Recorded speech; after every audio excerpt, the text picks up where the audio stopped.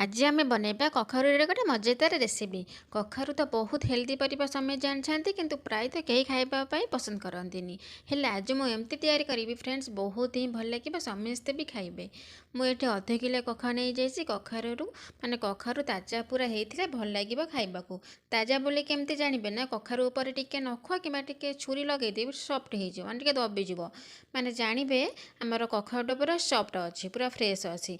मुझे चोपा टिके छड़े आपण मैंने चाहिए चोपा छड़े पारे न छड़े भी पारे कारण यहाँ पूरा फ्रेश अच्छी कषि भी अच्छी न छड़ेले भी हम सेमती भी काटी पारे। कखारू चोपारे भी विटामिन्स थाए फ्रेंड्स। जदि ताजा कखारू नाले सियोर से चोपा छड़े देवे बिल्कुल भल लगे से चोपा जदि न काटे भल लगे जहाँ भी करेंगे। कखारू भितर अंश बाहर करदे किंतु फोपाड़े आम आपको पर यूज करवा कषि मंजी अच्छी से फोपाड़े ग्रेवी आम यूज करवा।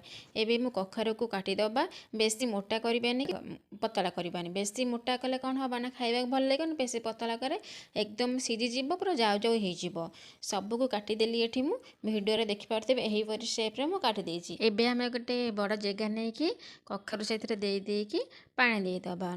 फ्रेंड्स जदि आज भिडियो आपण मानक भल लगे ताल प्लीज सब्सक्राइब शेयर कमेंट करने को भूलें। पानी देकी गोटे साइड रखिदेकी चलते जावा एबे गोटे मसला प्रिपरेशन करवा।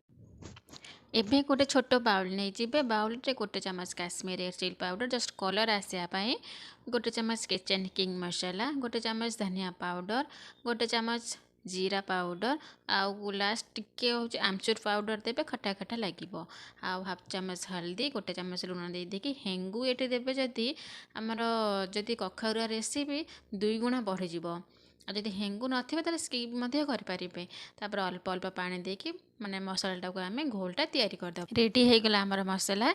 एबे चलतु आम नेक्स्ट स्टेप को जीवा। एबे गैस रे गोटे पैन बसई देइछि पैन जेते बेले गरम हो आसीबो सेते बेले गोटे बड़ चम्मच तेल देदेबे तेल गरम हो आसिले एठी मु गोटे चम्मच पंच फुटण देइछि आपण माने चाहिए जीरा भी गोटे चम्मच दे पारिबे। तापर एठी मु गोटे गोटे शुखिला लंका आ गोटे कंचा लंका देइछि आपण को जेतिकी राग दरकार से हिसाब रे आपण माने लंका यूज करिवे।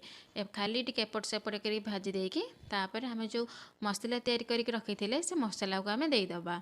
आपन मुझे प्योर भेज रे करूँगी से मुझे मसला प्रिपेयर कर देइछि। जितेबाला आपण मैंने भेज रेसिपी बनाऊे एमती एक मसला प्रिपेयर करके देवे बहुत ही तरकारी बढ़िया लगे।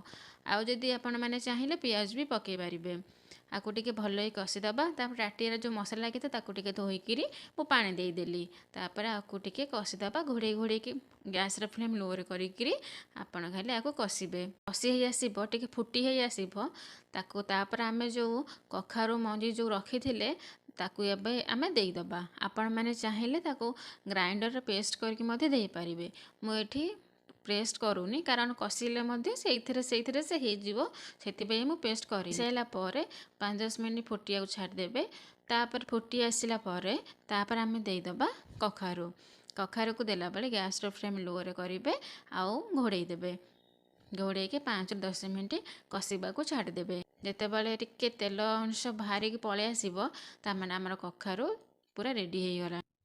आपको आपण मैंने रोटी पूरी भात परोटा नान सबुथिरे मध्य खाई पारिबे बहुत ही यमी लगे। आज जदि भिडियो आपण मानक भल लगे ताले प्लीज सब्सक्राइब करने को भूलें। पुणी देखा नेक्स्ट भिडियो नुआ रेसिपी सहित से पर्यंत रोचे नमस्कार जय जगन्नाथ बाय बाय।